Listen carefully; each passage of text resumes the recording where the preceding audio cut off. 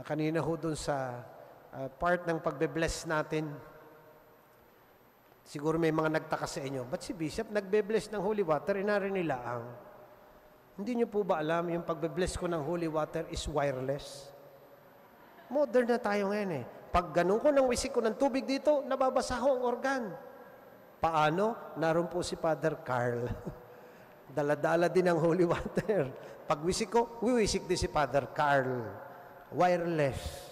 Bakit? Kasi ayaw nilang paakyatin ng obispo sa hagdan papunta sa organ. Ang tingin nila ay hindi kakayanin ng obispo.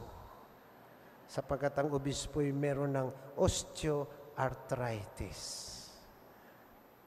Di ka